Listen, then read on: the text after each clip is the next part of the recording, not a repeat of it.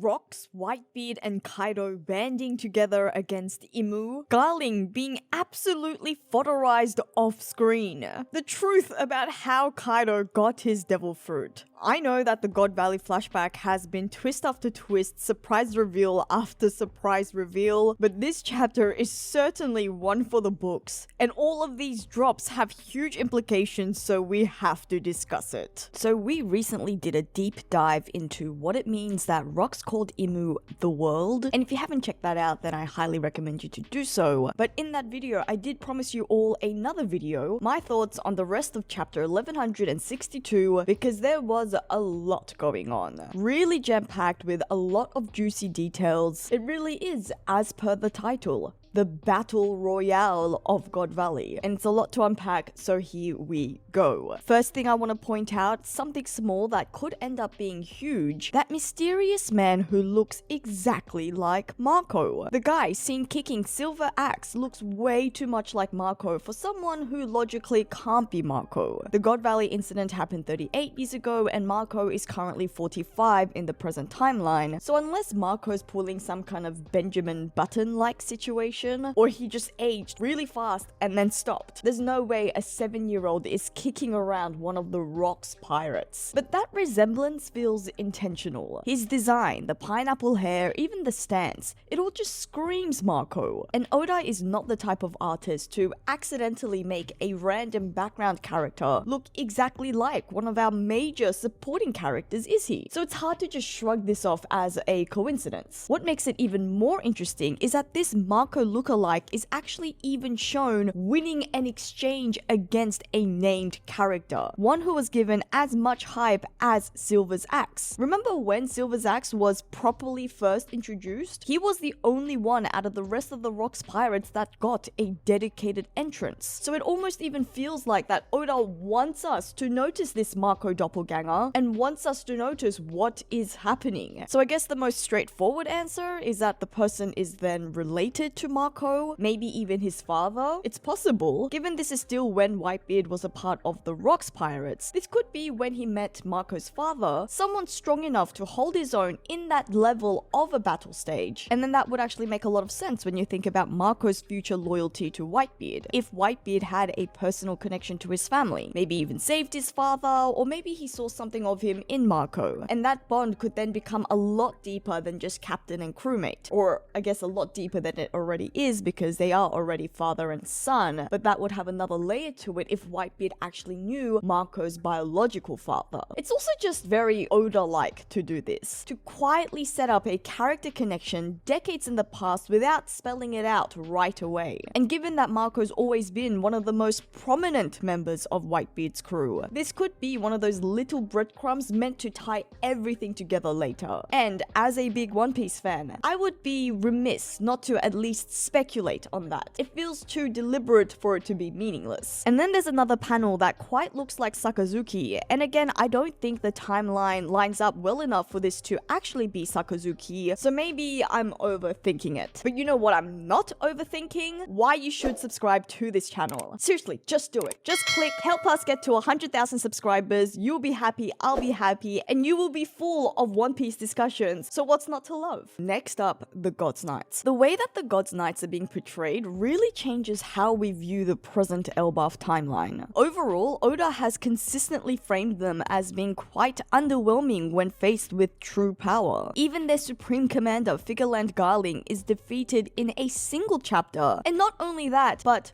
off-screen. A shocking contrast to how long major fights with important characters usually last. And this isn't just a pacing choice, it becomes a narrative signal. By showing that someone of Garling's status can fall so quickly, Oda is implying a clear hierarchy. The Holy Knights may be considered elite within the world government system, but they are still a step below the true top tiers who shaped the world. Figures like Rocks, Roger, Garp, even Harold. And that gap in strength is reinforced by how the flashback keeps equating Rox and Harold as equals. Every time Oda portrays them together, there is a clear parallel, and it becomes clearer that the real titans of that era existed on a completely different level than the Holy Knights. When you compare this to scenes like Summers being instantly overwhelmed by Rayleigh at God Valley, or his terrified reaction to Scopa-Gaban in the present timeline, it paints a pattern. These Holy Knights seem capable only when the balance of power is heavily skewed in their favor, against kids, tied up prisoners, and women that they've blindsided. Not a good look for Garling. Their role so far resembles that of enforcers who maintain order through fear and status rather than genuine might. They thrive when preying on the weak or when their opponents are politically constrained. But when they face warriors unbound by that system, they get fodderized, treated like a jobber. Garling is such a surprising quick defeat. Summer's fear of Gaban and his immediate submission mirrors this perfectly. The Holy Knights don't feel like true conquerors. They were symbolic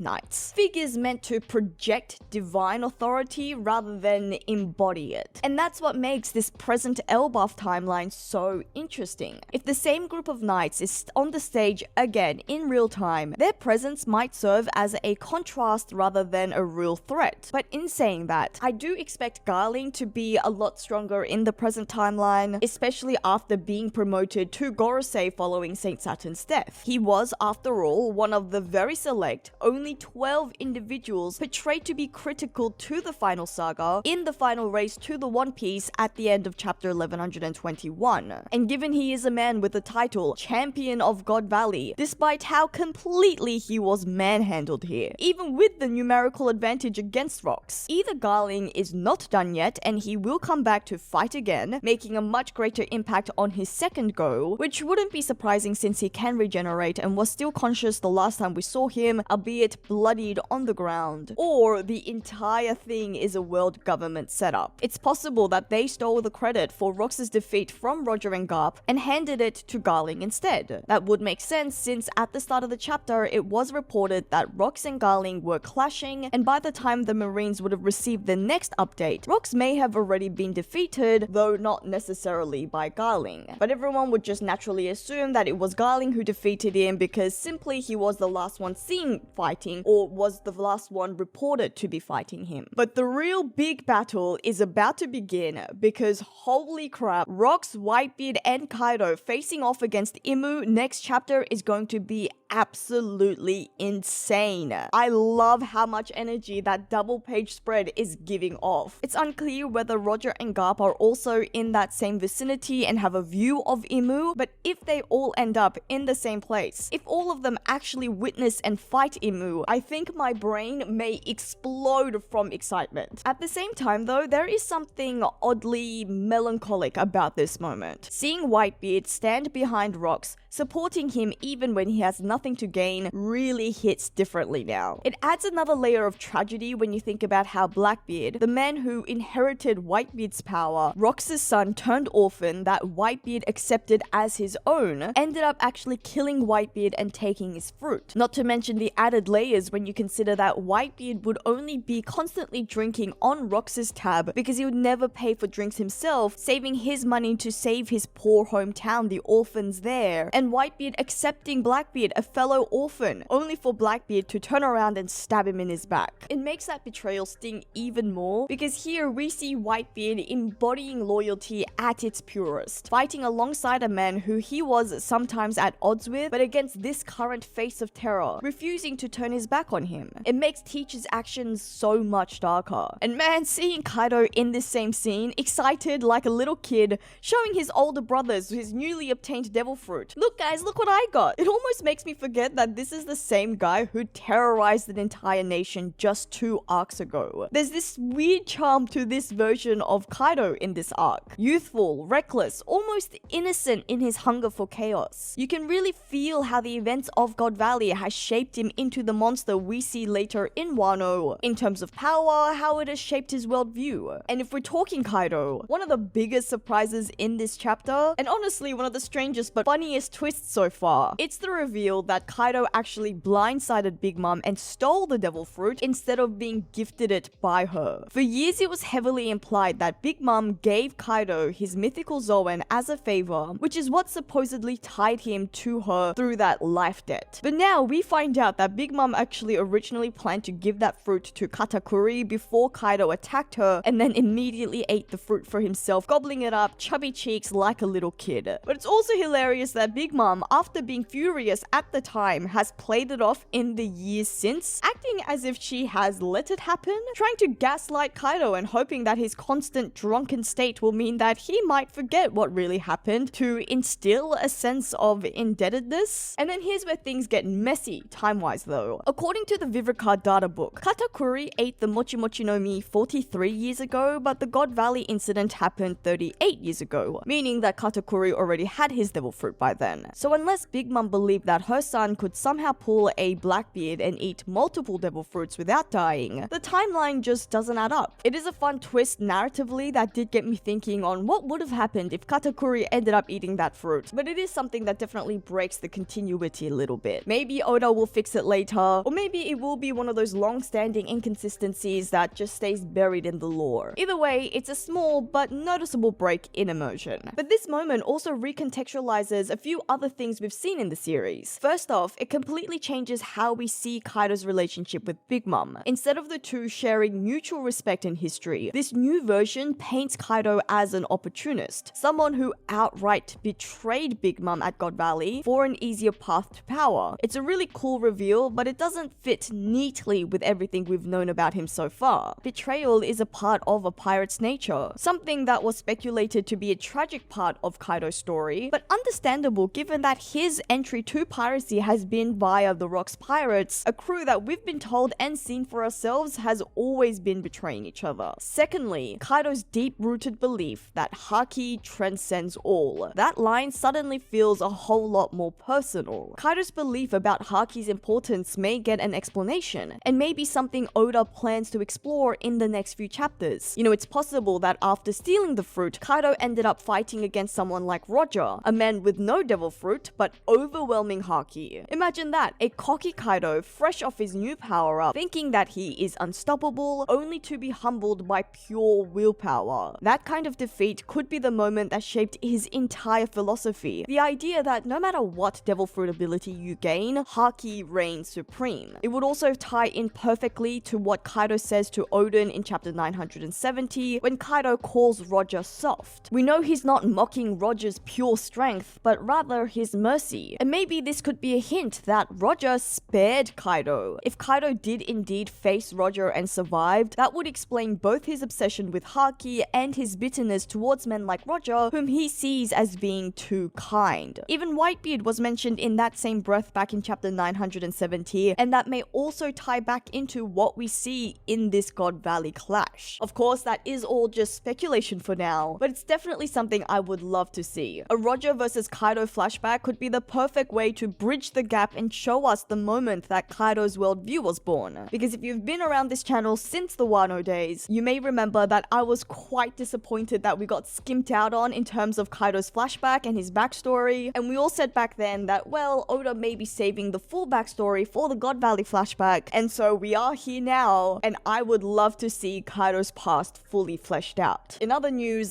Garp has been redeemed. For years now, ever since the first hints of the God Valley incident was revealed, Garp's reputation has gotten a little shaky amongst a certain section of the fandom. A lot of fans believe that he didn't actually care about the civilians being caught up in the chaos ever since chapter 1096, where we witnessed Garp being asked to go to God Valley and he flat out refused, brushing it off as the Celestial Dragon's little field trip. And from that line alone, many assumed that Garp knew about the native hunting competition, the disgusting game where slaves and civilians were being hunted for sport, but still chose to ignore it. And then it got even worse more recently in the past couple of chapters, where we see him arrive at God Valley and still his focus is on Roger and the other pirates rather than the Celestial Dragons and all their atrocities. But the latest chapter, chapter 1162, completely changes that perception. We see Garp witnessing the aftermath of the slaughter for himself, a sea of dead civilians, and he is absolutely disgusted because we now know he didn't know. We see him asking Goku whether he he knew what was going on here,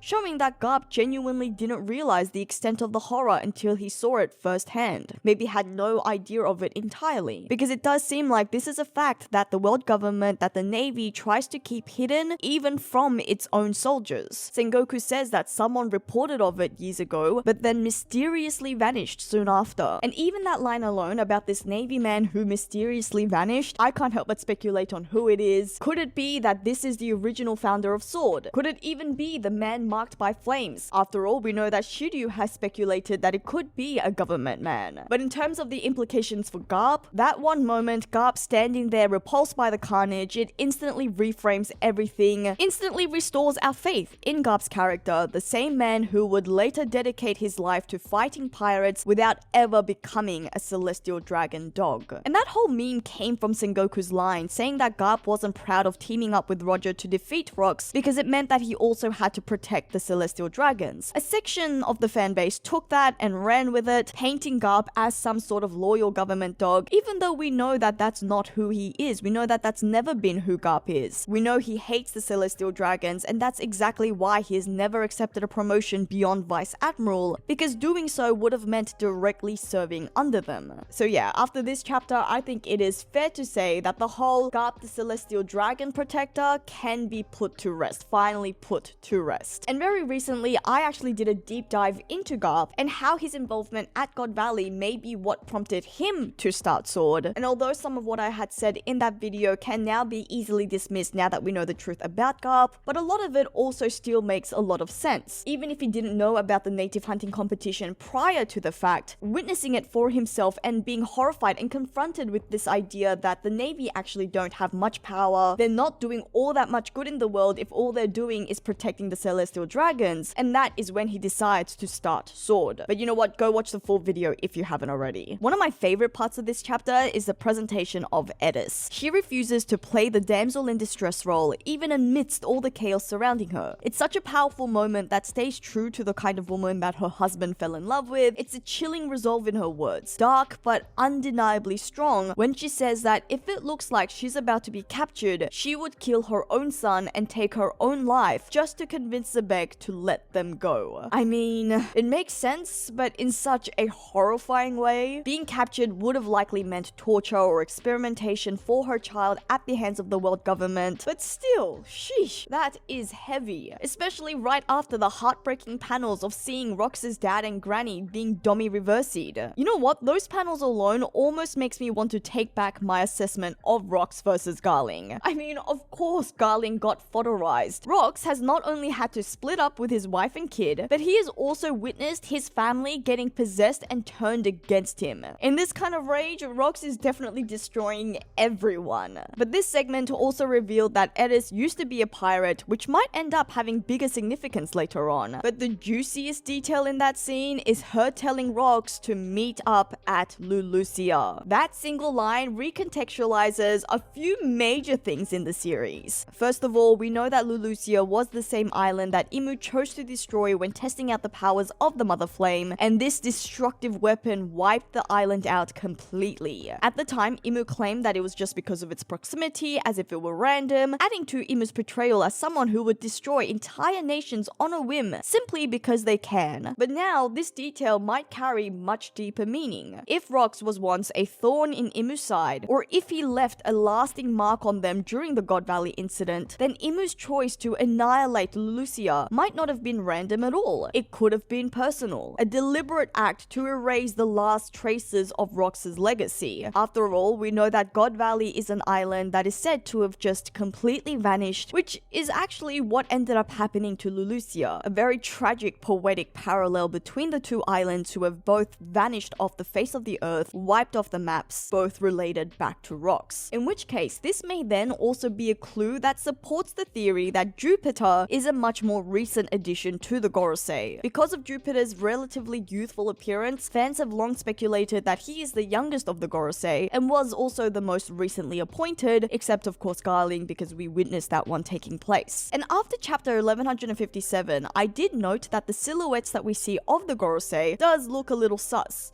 or especially this one on the left might not be Jupiter. And then that could explain why Jupiter is the one that asks Imu in present time why Lulusia. Because otherwise, the Gorosei would already know why Lulusia. They would already know the history between Rox and Imu and Lulusia, but look, maybe I'm going way too far down the rabbit hole. A more straightforward connection that is not all just speculation. Let's not forget that Lulusia was also the island that Ace visited during his cover story while searching for Blackbeard, and back then, because of the lack of dialogue in that cover story, the assumption was that Ace had heard rumors of Blackbeard being spotted there, only to find out that it was a doctor named Dr. Blackbeard and not the pirate himself. But now, Ace's trip gains a whole new layer of meaning. If Blackbeard's parents, or his parent, is indeed native to Lulusia, then Ace's visit wasn't just a random detour, it was unknowingly tied to the birthplace of his brother's ultimate rival. Speaking of rivals, that shot of Dragon and Edis carrying baby Shanks and baby Teach respectively is such a powerful touch. A quiet moment in the middle of absolute chaos. A not so subtle visual representation of the parallels between the two, yet again, but still very poignant. Once innocent babies who would one day grow up to shape the very world of piracy are shown here as nothing more than helpless children surrounded by monsters and madness. It's such a haunting yet poetic image, a reminder that even the greatest legends in the world all began in the same way. Small, fragile, and unaware of the fate waiting for them. On a happier note, Kuma the GOAT. It's always a treat seeing him, even if it's just a previously shown scene from a different angle. I'll always welcome Kuma on my page. That man is special. In the middle of all of this chaos, his presence brought a rare moment of warmth, a little pocket of humanity in a chapter overflowing with destruction. We see him saving a group of people and actually being thanked for it, which makes this scene unexpectedly heartwarming in a story so filled with power struggles and betrayal. Moments like this remind us why Kuma is one of the most beloved and tragic figures in One Piece, and I'm so glad that Oda is still dedicating time to remind us of his heroism and his bravery, of how good a man Kuma is to his core. Oh, and I almost forgot Rayleigh and Shaki. This whole segment is hilarious, really.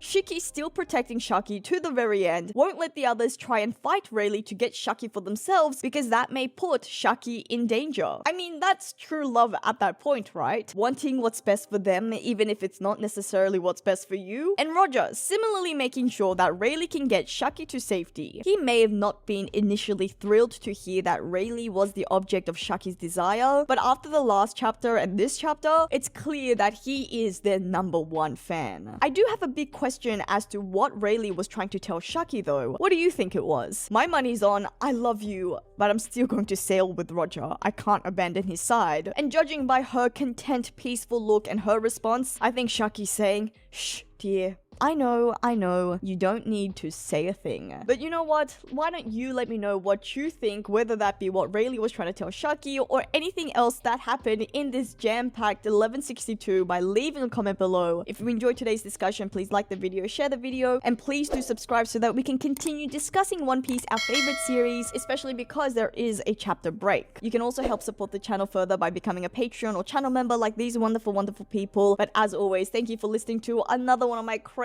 One Piece ramblings. This is JoyGirl, and I'll see you again soon.